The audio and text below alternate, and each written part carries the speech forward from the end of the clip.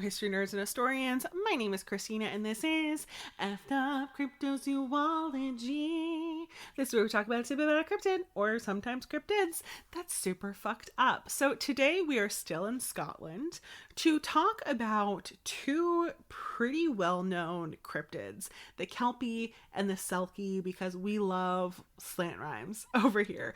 Honestly, this is the most amount of episodes that I've done in 1 month, and I don't have any more fun segues or stories other than on Monday I had my last class of my master's, and after I turned in my last couple assignments that are due like today, I'm officially done, and that's super weird. So yeah, and these cryptids are kind of weird too. So without further ado, sit back, relax, and practice your oh good god, what the fuck faces.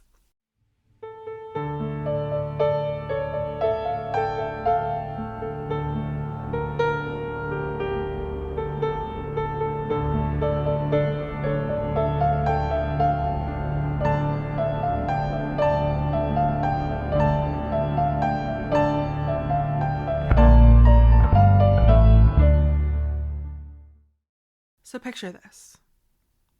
You're in Scotland. I'm so jealous. You're strolling along a Scottish loch so beautiful it's featured only in the likes of TikTok. You are literally living my dream. And in the distance, you see a majestic horse. Is this a movie that you're living in? I was sold at Scotland. You didn't need to add more to it.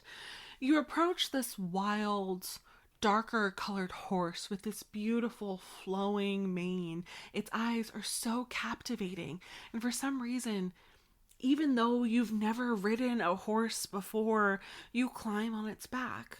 Nothing could possibly go wrong. This is the best day of your life. And the horse starts walking towards the water, a beachside stroll. How romantic. Where's Fabio and his flowing hair when you need him?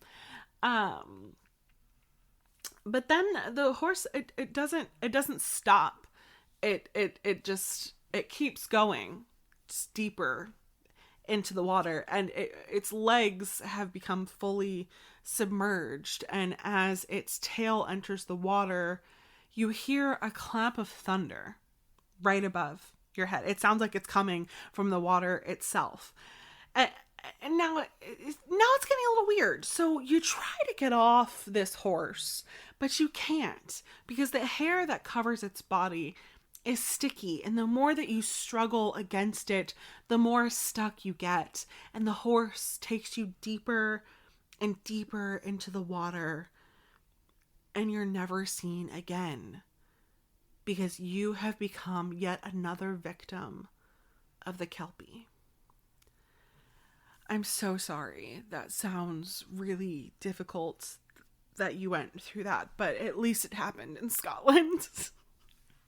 Thoughts and prayers to you and your family. So what are the Kelpies? They are a shape-shifting, malevolent aquatic spirit that most likely had its roots in Celtic folklore. So the word Kelpie may come from the Scottish Gaelic word, you know how I pronounce words, Callipie or Kolpach. I butchered that pronunciation, but Google does not have anything for me to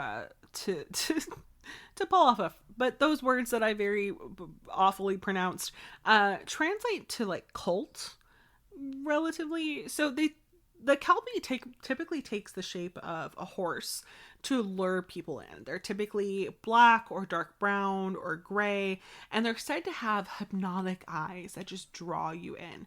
But the Kelpie can sometimes also be in the shape of like a beautiful naked woman on the shore, trying to seduce unsuspecting men to their death, kind of like a siren, or a small hairy man that like waits in the trees and ambushes people who get too close to the water's edge. There aren't any like contemporary sightings of the Kelpie, so it sort of runs the line between being like a Celtic mythological creature, but they are associated with specific lochs in Scotland, like the River Spey, and even Loch Ness, which just makes me want to go even more. So some people think that these may be Celtic water spirits originally, like where the story comes from, or it may have just been like a cautionary tale to try and keep children away from the water.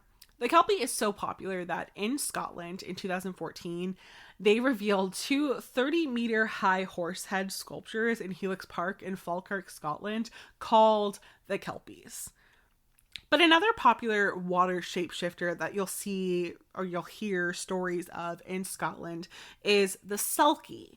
So the Selkie is a seal-like creature that can shed its skin, and when it does, it turns into a beautiful woman. They often do this so that they can like sunbathe on the rocks, and they'll hide their hides while they're in this human form and then like put them back on to return to the sea. But if something were to happen to their hide, they could never return. The most well-known story is the Selkie Bride. There are multiple variations of it, but it basically tells a story of like a fisherman, or sometimes it's like a lonely coastal dweller or whatever, who comes upon this beautiful woman, naked woman, sunbathing on the rocks, and he's just like drooling and salivating and foaming at the mouth, and he just like has to have her. He has to possess her. He has to own her, because this is an old story, and that's what you do with women, right? They're all property at the end of the day. But like, she doesn't know any better, and it becomes this like whirlwind love affair. And I guess eventually one day he like arrives early and sees her shedding her skin, or somehow figures out that she is a Selkie. And in an incredibly selfish betrayal of her trust, he steals her hide and stows it away somewhere, which traps her forever in human form, and traps her forever kind of to this random man, because this is all she knows of this life, right? So they eventually get married. In some versions, they have a kid or two, but a part of her is always missing, and it's just longing for the sea. She can never really truly be happy. And eventually she finds her hide. Sometimes it's like her child bringing it to her and being like, "Mommy, what's this?" And like she realizes what it is.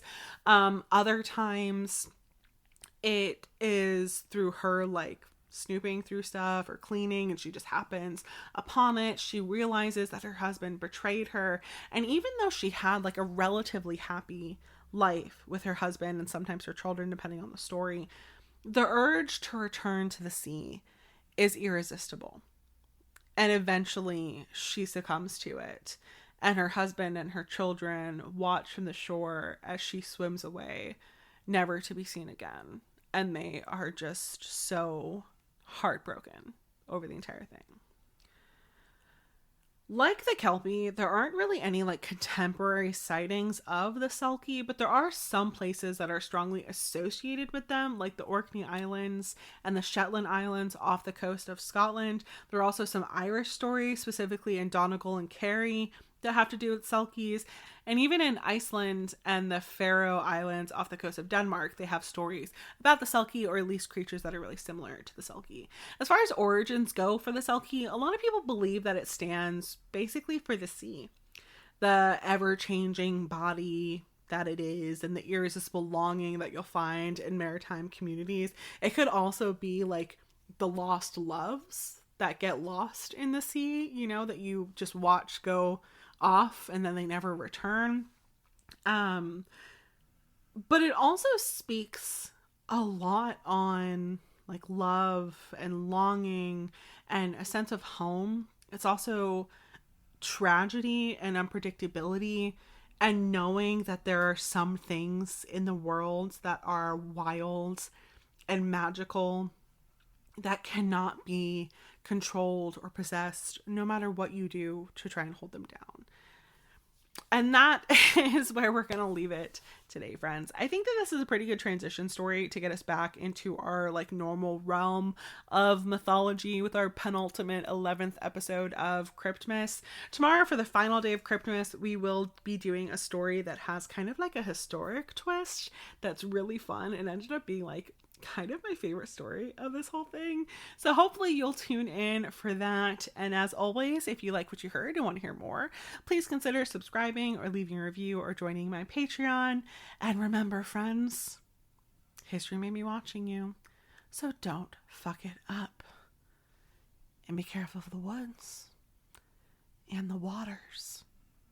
And don't steal things from your wife. Like, what the fuck, man?